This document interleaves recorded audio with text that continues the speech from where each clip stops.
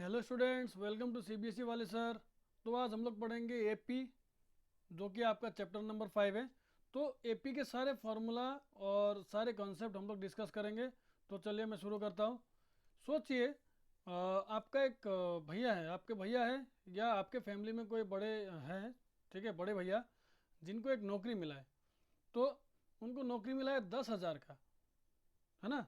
तो अब घर में क्या हो गया कि कहा कि चलो यार, तुमको 10,000 की नौकरी है, बड़ी खुशियाँ मनाई सबने, है ना। भैया ने मीठा वीठा लाया, सबको खिलाया। तो एक आपकी दादी निकली, दादी ने कहा मैं बूढ़ी हो गई हूँ, चलो अब तुमको नौकरी मिल गया है तो शादी कर लो, है ना। तो वो भैया ने कहा कि नहीं दादी जी, मैं अभी शादी नहीं करूँगा, जब तक मेरा तनख्वाह 1 लाख का नहीं हो जाएगा तब तक मैं शादी नहीं करूँगा।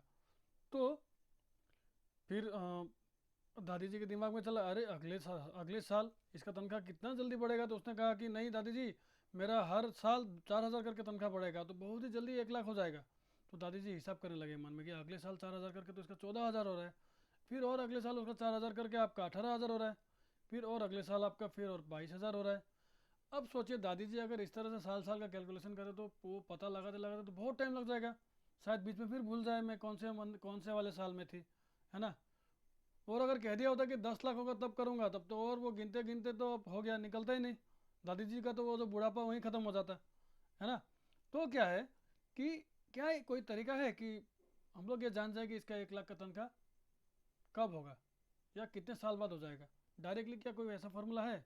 तो वो फार्मूला पॉसिबल है एपी में। जब आप सिर्फ एपी सीख जाओगे, एपी जान जाओगे तो आप लोग भी निकाल पाओगे। तो चलिए देखिए एपी में क्या है। वो पढ़ने से पहले आप लोग सब्सक्राइब जरूर कीजिएगा, क्योंकि सब्सक्राइब जब आप करते हैं तो मुझे बहुत खुशी होता है कि मुझे ऐसा फील आता है कि मेरे स्टूडेंट्स मुझको अच्छे से फॉलो कर रहे हैं, वो लोग अच्छे से पढ़ाई कर रहे हैं। तो आप लोग सब्सक्राइब कर दीजिए, ठीक है, और बेल आइकन ज़रूर दबाइएगा। तो आगे बढ़ता हूँ, सीक्वेंस के बारे में जानते हैं, क्योंकि एपी जाने से पहले आपको सीक्वेंस जानना जरूरी है। तो सीक्वेंस क्या है? सीक्वेंस एक अरेंजमेंट है नंबर्स का, ठीक है, एक और जो कि एक ऑर्डर में लिखा जाता है। उसमें कोई भी नंबर का, आप बहुत सारे नंबर आप देखोगे तो उसमें अगर आपको पैटर्न दिखता है, अगर उसमें पैटर्न है दैट मीन्स वो सीक्वेंस है, ठीक है। सीक्वेंस का एग्जांपल एक दे रहा हूँ मैं आपको, देखिए 4 7 10 13 16 19 22। तो ये जो एग्जांपल है इसमें आप देखिएगा कि एक पैटर्न फॉलो हो रहा है। क्या पैटर्न? कंटिन्यूसली +3 +3 +3 +3, हर एक नंबर के बाद +3 हो रहा है। दैट मीन्स एक पैटर्न है, और एक ये ऑर्डर में भी लिखा गया है। यहाँ पे उल्टा फुल्टा आगे पीछे मैं लिख दूंगा तो ये सीक्वेंस नहीं रहेगा, यहाँ पे ऑर्डर जरूरी है, ठीक है। सीक्वेंस दो टाइप के होंगे, फाइनाइट। फाइनाइट सीक्वेंस क्या होता है? जिसका एंड टर्म होता है, जैसे कि यहाँ पे एंड टर्म है 11, 11 के बाद कंटिन्यूस नहीं है। और एक होता है इन्फानाइट, जिसमें आपका टर्म्स खत्म ही नहीं होते, वो चलते रहेंगे बढ़ते रहेंगे, ठीक है। तो एग्जाम्पल मैंने यहाँ दिखा रखा है कि 11 के बाद देखिए बढ़ते जा रहा है। अब आते हैं सीरीज़ के बारे में जानते हैं। सीरीज़ क्या होता है? सीरीज़ अगर कोई भी सीक्वेंस को अगर आप प्लस करके लिख दीजिए इस तरह से, तो वो क्या होता है? सीक्वेंस होता है। एग्जांपल देख लीजिए, वही जो सीक्वेंस था उसको मैंने प्लस करके लिख दिया, अब ये क्या हो गया? सीरीज़ कहलाएगा ये। सीरीज़ भी दो टाइप के होंगे, फाइनाइट और इनफाइनाइट, ठीक है। आगे बढ़ते हैं, टाइप्स ऑफ सीक्वेंस, सीक्वेंस के टाइप। तो सीक्वेंस के टाइप होते हैं 4, उसमें से एक है ज्योमेट्रिक सीक्वेंस। ज्योमेट्रिक सीक्वेंस में क्या होता है कि हर एक टर्म के बाद एक कांस्टेंट नंबर इनटू होते जाता है, ठीक है। जैसे कि यहाँ आप देखिए 1 × 2 4, है ना, फिर 2 × 4 8, 8 × 2 16, 16 × 2 32। क्या हो रहा है? इंटू 2 होते जा रहा है कंटिन्यूसली, क्या हो रहा है? एक कॉमन रेशियो है जो 2 है, ठीक है। उसके बाद आता है एरिथमेटिक प्रोग्रेशन या एरिथमेटिक सीक्वेंस। ये क्या होता है? इस सीक्वेंस में क्या होता है कि हर एक टर्म के बाद जो नेक्स्ट टर्म होता है ना, और इन दोनों टर्म के बीच का जो डिफरेंस होता है वो कांस्टेंट रहता है, एकदम कांस्टेंट डिफरेंस होता है, ठीक है। देखिए यहाँ पे ये 4 नंबर मैंने लिखा है। देखिए 6 - 3 करूँगा तो मेरे को क्या मिलेगा? 3। 9 - 6 करूँगा तो मेरे को क्या मिलेगा? 3। 3 - 12, 9 करूँगा तो मुझे क्या मिलेगा? 3। 5 - 12 को 15 - 12 करूँगा तो मुझे क्या मिलेगा? 3। यहाँ पे देखिए 6 - 2 करूँगा तो मेरे को क्या मिलेगा? 4। 10 - 6 करूँगा तो 4। 14 - 10 करूँगा तो भी 4 आ रहा है। 18 - 14 करूँगा तो भी 4 आ रहा है। यहाँ पे देखिए 9 - 9 करूँगा 1 आ रहा है ना, सारे में 1 आ रहा है। 9 - 9 करूँगा तो 1 आ रहा है। यहाँ पे देखिए 20 - 20 करूँगा तो -10, फिर 10 - 20 करूँगा तो -10, फिर 0 - 10 करूँगा तो -10। तो सब में मेरे को क्या दिख रहा है? चारों के चारों में मुझे क्या दिख रहा है कि सब में जो डिफरेंस है वो कांस्टेंट है, चेंज नहीं हो रहा है, ठीक है। तो ऐसे टाइप के सीक्वेंस जो होते हैं वो होते हैं एरिथमेटिक सीक्वेंस। नेक्स्ट आता है हार्मोनिक सीक्वेंस।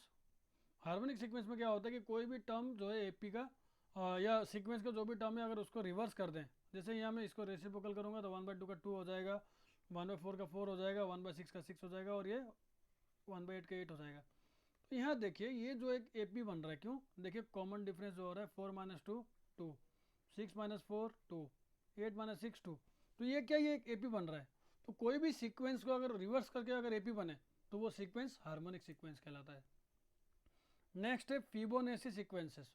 फिबोनाची सीक्वेंस क्या होता है कि ये 0 और 1 से स्टार्ट होता है और अब शुरू के दो टर्म का सम करते जाएंगे तो हमारा नेक्स्ट टर्म निकलता जाएगा। जैसे 0 + 1 करूँगा 2, फिर 1 + 2 करूँगा 3, फिर 2 + 3 करूँगा 5, फिर 3 + 5 करूँगा 8, फिर 5 + 8 करूँगा है ना 13। इस तरह से सीक्वेंस बढ़ते रहेगा। तो ऐसे सीक्वेंस को हम लोग क्या कहते हैं? Fibonacci sequences. ठीक है, तो होप करता हूँ आपको समझ में आ रहा है बातें।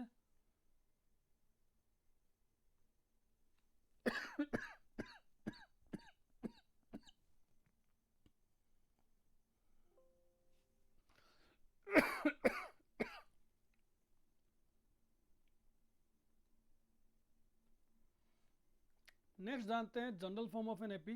तो एपी का जो जनरल फॉर्म होता है वो इस तरह से होता है। अगर फर्स्ट टर्म आपको लिखना है तो फर्स्ट टर्म होता है ए, सेकंड टर्म होता है ए प्लस डी। ऐसे थर्ड टर्म को हम लोग कैसे लिख सकते हैं? ए प्लस 2d, है ना। देखिए फोर्थ टर्म को हम लोग लिख सकते हैं ए प्लस 3d, फिफ्थ टर्म को हम लोग लिख सकते हैं ए प्लस 4d, ठीक है। सिक्स टर्म को हम लोग लिख सकते हैं ए प्लस 5d। देखो A1 मतलब फर्स्ट टर्म, A2 मतलब सेकंड टर्म, A3 मतलब थर्ड टर्म, A4 मतलब फोर्थ टर्म, A5 मतलब फिफ्थ टर्म, A6 मतलब सिक्स टर्म। ऐसे ही अगर कंटिन्यूस चलता रहेगा तो कहीं ना कहीं एक नंबर रहेगा, है ना, लास्ट में कोई एक नंबर है। सोचिए तो जो लास्ट नंबर है उसको हम लोग कहते हैं एन मतलब nth टर्म। और nth टर्म का फॉर्मूला क्या होता है? A plus n minus 1d। ठीक है, अब लोग देखिए ना, जब n2 है तो यहाँ पे d का आगे 1 है, जब n3 है तो d का आगे 2 है, जब n4 है तो d का आगे 3 है, जब n5 है तो d का आगे 4 है। तो इसी सीक्वेंस को अगर हम लोग फॉलो करें तो यहाँ पे क्या आ जाएगा? n-1 आ जाएगा। ठीक है, सपोज अगर हमको ए और डी पता होगा तो हम लोग कोई भी सीक्वेंस निकाल सकेंगे। सपोज मेरे को ए दिया हुआ है 2 और डी भी दिया हुआ है मेरे को 1, तो मेरा सीक्वेंस क्या निकलेगा? देखिए पहला टर्म आएगा A1, दैट मीन्स 2, A1 तो ए ही होगा। A2 क्या आ जाएगा? A plus D, that means क्या? 2 + 1 दैट इज इक्वल टू 3। ऐसे A3 क्या आ जाएगा? A plus 2d, that means 2 + 2 × 1 that equal to 2 + 2 4। A4 क्या आ जाएगा आपका? A4 A plus 3d, that means 2 + 3 × 1 that means 2 + 3 5। तो यहाँ पे क्या मेरे को सीक्वेंस मिल रहा है? सीक्वेंस मेरे को मिल रहा है, देखिए A हो गया 2, A2 हो गया 3, A3 हो गया 4, A4 हो गया 5। तो देखिए ये सीक्वेंस मैंने निकाल लिया आराम से। चलिए और एक करके देखते हैं। सपोज मेरे को गिवन है A3 और D2, तो मेरा A1 क्या आ जाएगा? A के बराबर आ जाएगा, दैट मीन्स 3, है ना। A2 क्या आ जाएगा? A plus D, that means 3 + 2 that equal to 5, है ना। A3 क्या आ जाएगा?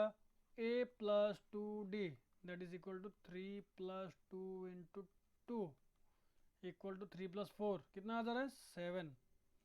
ऐसे A4 क्या आ जा रहा है मेरा? A plus 3d, that is equal to 3 + 3 × 2 equal to 3 + 2 आपका हो जा रहा है 6 + 3 7 8 9। तो मेरा AP क्या आ जा रहा है? देखिए 3 5 7 9 डॉट डॉट डॉट डॉट। तो इस तरह से मैं निकालूंगा। तो मतलब क्या है कि आपको अगर A पता है और कॉमन डिफरेंस पता है, पहला टर्म पता है और कॉमन डिफरेंस पता है, तो आप लोग क्या करेंगे? आप लोग AP निकाल पाएंगे। ठीक है, बात करते हैं कॉमन डिफरेंस। और कॉमन डिफरेंस इतना इंपॉर्टेंट क्यों है? तो कॉमन डिफरेंस इसलिए इंपॉर्टेंट है कि अगर किसी भी सीक्वेंस का अगर कॉमन डिफरेंस कांस्टेंट नहीं हुआ तो वो AP नहीं है। सपोज यहाँ देखिए मैंने दो एग्जांपल लेता हूँ। सोचिए 4 8 12 16 डॉट डॉट डॉट। और एक एग्जांपल यहाँ लेता हूँ मैं। सपोज सोचिए 5 10 12 20, है ना, 25 डॉट डॉट डॉट डॉट। तो यहाँ पे देखिए कॉमन डिफरेंस जो होता है, हमेशा पहले मैं आपको बताता हूँ कॉमन डिफरेंस, फिर से बता रहा हूँ क्या होता है कॉमन डिफरेंस। ठीक है,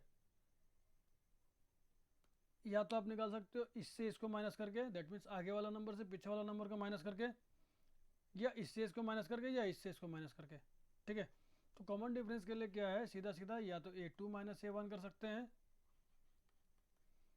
या a3 माइनस a2 कर सकते हैं। ठीक है, या a4 माइनस a3 कर सकते हैं। ठीक है, वैसे ही अगर बड़ा सीक्वेंस है तो a5 माइनस a4 है ना, या a6 माइनस a5 ऐसे करके। तो यहाँ पे अगर मैं निकालूँ कॉमन डिफरेंस तो क्या आता है 8 minus 4 that is equal to 4। यहाँ पे अगर निकालूँ तो क्या आता है 12 minus 8 that is equal to 4। यहाँ पे क्या निकालूँ 16 माइनस 12, क्योंकि a4 मेरा 16 है, a3 मेरा 12 है, मैंने बैठा दिया तो कितना आ रहा है 4। बार बार आपका देखिए डिफरेंस जो हो रहा है वो कांस्टेंट है, दैट मीन्स सेम है, दैट मीन्स ये जो सीक्वेंस है ये AP है।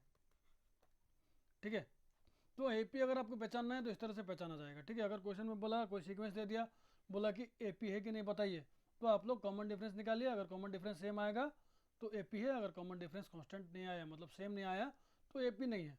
ठीक है, सपोज ये वाला क्वेश्चन देखिए, यहाँ पे D में निकालूंगा a2 minus a1 that means 12 minus 10, sorry 10 minus 5, a2 minus a1 तो 10 माइनस 5 कितना हो जाएगा 5। वैसे फिर डी निकालूंगा तो a3 माइनस a2, इस बार क्या होगा 12 माइनस 10 कितना आ रहा है 2। नेक्स्ट फिर निकालता हूँ D, a4 minus a3 that means 20 minus 12 that is equal to 8। तो क्या बताइए डी सेम है, नहीं है, इसलिए क्या है ये AP नहीं है, नॉट AP। ये जो सीक्वेंस गिवन है ये AP नहीं है। ठीक है,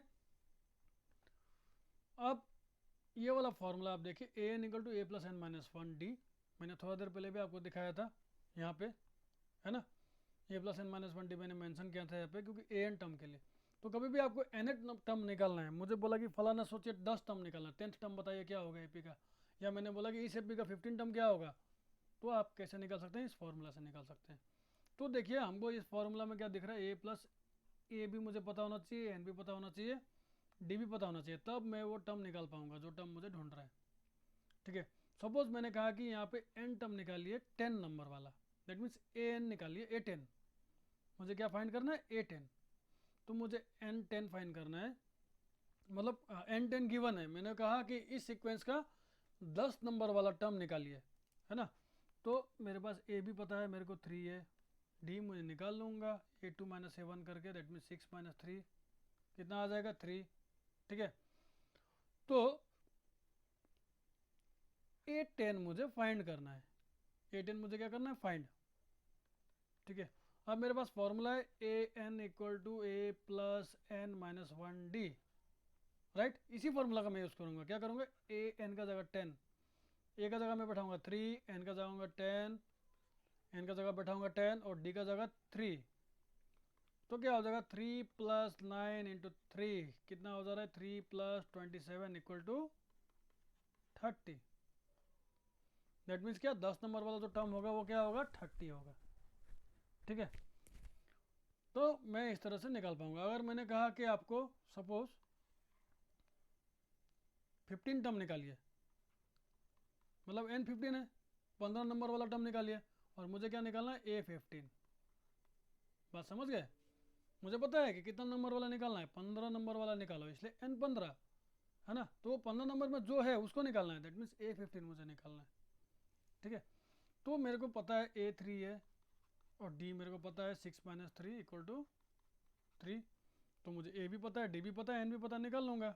A15 सेम इसी तरह से मैं निकाल लूँगा, तो 3 प्लस 15 माइनस 1 इंटू डी कितना, डी भी 3, डी बैठा देता हूँ यहाँ पे, तो 3 प्लस 14 इंटू 3 कितना हो जाएगा 3 प्लस 42, राइट, 14 3 जा 42 इक्वल टू 45। तो मतलब 15 नंबर वाला जो टर्म होगा इस AP का, इस वाले AP का जो 15 नंबर टर्म होगा वो क्या होगा 45, ठीक है। तो ये वाला फार्मूला इस तरह से यूज़ होता है। आगे बढ़ते हैं, सम का फार्मूला। सोचिए करते करते आपके दिमाग में आया ये वाला क्वेश्चन करते करते, अगर मैं इसका सम करूं तो क्या कोई फार्मूला है कि मैं बिना कैलकुलेटर के लिए या बिना में प्लस किए बिना कॉपी में लिखे कोई फार्मूला ऐसा है क्या डायरेक्ट मैं निकाल पाऊँ? सोचो मुझे इस एपी का 100 टर्म का सम निकालना है, तो क्या ऐसा फार्मूला है जो मैं डायरेक्ट निकाल सकूँ? तो यस, फार्मूला है। फार्मूला है S N is equal to N by two two A plus N minus one D. तो फिर से बोल रहा हूँ, S N is equal to N by two two A plus N minus one D. तो A आपका है 3, है ना। यहाँ पे देखिए मुझे क्या क्या चाहिए, ए चाहिए, एन भी चाहिए, है ना। तो मैंने कहा कि शुरू के 10 नंबर का सम निकालो, तो एन तो सीधा सीधा 10 ऐसे ही हो गया आपका, क्योंकि मैंने कहा कि शुरू के 10 नंबर का सम निकालो, ठीक है। डी क्या हो जाएगा, डी वही a two minus a one, आपको जो करते हैं हम लोग, a two minus a one 6 minus 3 equal to 3, d मुझे पता है, बैठाइए। देखिए S 10 is equal to 10 by two 2 into 3 plus 10 minus 1, d का जगह 3। देखिए 2 से 10 कट गया, 2 5 जा 10, 2 3 जा 6 प्लस 9 इंटू 3, देखिए क्या हो जाएगा 5। देखिए 6 प्लस 3 9 से कितना हो जाएगा 27। देखिए यहाँ पे बोर्ड मास आपको पता होगा कि ब्रैकेट पहले खोलेंगे, इसलिए मैंने 10 माइनस 1 9 किया। अब मुझे पता है इंटू पहले करेंगे, कई बच्चे 6 प्लस 9 पहले कर देंगे, 15 लिख देंगे, वो गलत होगा, ठीक है। बोर्ड मास फॉलो करना है, B D M A S, bracket पहले ओपन होता है, ब्रैकेट का काम हो जाएगा तो फिर डिवाइड पहले करते हैं, डिवाइड हो जाता है तो फिर मल्टीप्लाई करते हैं, फिर एडिशन करते हैं, फिर सब्ट्रैक्शन करते हैं। तो यहाँ मैं मल्टीप्लाई पहले करूँगा, प्लस पहले नहीं करूँगा, ठीक है। तो 5 इंटू 33, तो कितना हो जाएगा ये 165, ठीक है। तो S10 कितना आ रहा है मेरा 165, 10 नंबर तक का सम जो आ रहा है वो 165। तो आप लोग ये वाला कीजिए, find the sum of first 15 term, ये आप लोग कीजिए और कमेंट में जरूर लिखेगा, ठीक है। Find the sum of first 15 term.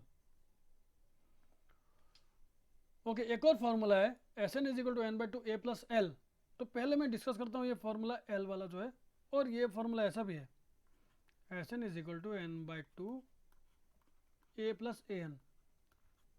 अगर मुझे ए एन पता है, मतलब लास्ट वाला टर्म पता है, ठीक है, तो ये फॉर्मूला इस तरह से लगता है। कैसे, देखिए ए एन का फॉर्मूला अगर मैं यहाँ बैठा तो क्या होता है, a plus N minus one d, right. क्या हो रहा है formula, n by two two A plus N minus one D. तो फॉर्मूला तो यही है जो हमने अभी पहले किया, देखिए n by two two A plus N minus one d, यहाँ पे भी वही फॉर्मूला आ रहा है। दैट मीन्स इस फॉर्मूला और इस फॉर्मूला में कोई अंतर नहीं है, फॉर्मूला इज सेम। और कई जगह हम लोग ए एन की जगह एल लिखते हैं, क्योंकि मुझे लास्ट टर्म पता रहता है, तो एल मतलब लास्ट टर्म होता है, ठीक है। तो इस फार्मूला और इस फार्मूला में कोई फ़र्क नहीं है, दोनों एक ही जगह से आ रहे हैं, ठीक है, सेम फार्मूला है। लेकिन क्या होता है कि अगर कई बार हमें अगर एन पता है, ए पता है और ए एन भी पता है, या मैं बोल सकता हूँ लास्ट टर्म भी पता है, तब मैं डायरेक्ट ये छोटा वाला फार्मूला लगाऊंगा और कर लूँगा, क्योंकि ये करना मेरे लिए आसान है, ठीक है। सपोज मेरे को कहा कि इस एपी का लास्ट टर्म 24 है और सम निकालिए, है ना, तो आराम से निकालूंगा, ठीक है। देखिए मेरे को पता है 24 का एन कितना है, तो मैं पहले ना एन पता कर लूँगा, 24 नंबर कितना में आता है, क्योंकि मुझे यहाँ दिया नहीं ना कि 10 नंबर में आता है, 12 नंबर में आता है, 15 नंबर में आता है। तो अगर आपको दिया नहीं है कि 10 नंबर में आता है, 12 नंबर, 15 नंबर, तो नंबर तो निकालना पड़ेगा कि 24 का नंबर क्या है, 24 कितने नंबर में खड़ा है ना। तो ए एन मुझे पता है 24, और इसको निकालने का फॉर्मूला क्या है, ए एन का फॉर्मूला मैंने अभी भी बताया था, a plus N minus one d होता है, इसको नीचे लगा दीजिए इक्वल टू 24। तो ए कितना है 3, एन मुझे पता नहीं, डी इक्वल टू 24, राइट। देखिए अगर आपको एन नहीं पता है तो एन निकालना होगा इस तरह से, ठीक है। तो डी कितना है मेरा यहाँ पे, देखिए डी में निकाल सकता हूँ आराम से 6 माइनस 3, क्योंकि a two minus a one, a two minus a one करूँगा तो निकल जाएगा 3। तो एन माइनस वन इंटू 3 यहाँ रह जाएगा, और ये वाला 3 जो है वो दाएं तरफ आएगा -3, ठीक है। यहाँ डी का जगह 3 बैठाया मैंने, ठीक है, कन्फ्यूज़न नहीं होना है आपको, कोई कन्फ्यूज़न नहीं होना है। अब क्या आ रहा है कि देखिए n-1 इंटू 3 आपके पास है इधर, और ये आ जा रहा है 21। तो 3 जो होगा अगर आपका दाएं तरफ जाएगा तो n-1 इक्वल टू 21/3, 3 नीचे आएगा क्योंकि 3 n-1 का इंटू में n-1 के साथ। तो n इक्वल टू, देखिए आपको क्या आ रहा है, ये देखिए 3 7 जा 21, मतलब n-1 इक्वल टू 7 आ रहा है ना। तो मैं क्या कर सकता हूँ, n इक्वल टू 7 + 1 लिख सकता हूँ, ठीक है। तो n कितना हो जाएगा, 8। अब मुझे पता है कि n 8 नंबर में आता है, n क्या है, n मेरा 8 नंबर में आता है। तो मैं थोड़ा सा इरेज करता हूँ, जगह बनाना पड़ेगा बहुत।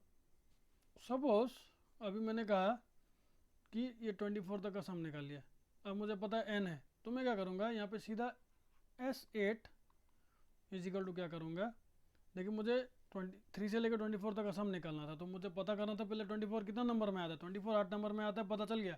अब जब 24 8 नंबर में आता है मुझे पता चल गया, तो मैं सीधा सीधा फॉर्मूला लगाऊंगा Sn equal to n/2, Sn equal to n/2 a plus last term, सीधा। तो 8/2 3 + 24, सीधा ऐसे करूँगा। तो 2 1 जा 2, 2 4 जा 8, तो मेरा कितना आ रहा है 4, और यहाँ कितना आ जा रहा है 27, 3 + 24 27 है ना। तो 4 7 जा 28, 28 का 2 कैरी है ना, 4 2 जा 8 9 10, 108 आपका आंसर आ रहा है, ठीक है। तो 3 से लेकर 24 तक का जो सम होगा वो होगा आपका 108। तो आप लोग, एक मैं आपको देता हूँ यहाँ पे इसी एपी का आप लोग, सपोज आप निकालिए, सपोज मैंने ये एपी मैंने थोड़ा मॉडिफाई करके आपको दे दिया। सोचिए 3 6 9 12 dot dot dot dot dot dot 33। तो इस एपी का सम निकालिए, ठीक है। ये करके आप लोग कमेंट में ज़रूर लिखेगा, ठीक है। आपको फर्स्ट टर्म 3 है ना, और लास्ट टर्म क्या है 33 है। ज़रूर, मैंने यहाँ पे n नहीं बताया, n कितना नंबर है, n आपको निकालना होगा, ठीक है। और अगर n पहले से पता है तब तो ये पहले वाला स्टेप, ये वाला पूरा स्टेप, इसका तो ज़रूरत ही नहीं पड़ा, डायरेक्ट फार्मूला बैठाओ निकाल लो। और अगर n नहीं पता है तो फिर ये पहला वाला स्टेप करना पड़ेगा, ठीक है। तो चलिए बच्चों, पढ़ते रहिए, तब तक के लिए बाय बाय, और सब्सक्राइब ज़रूर कीजिएगा, ठीक है।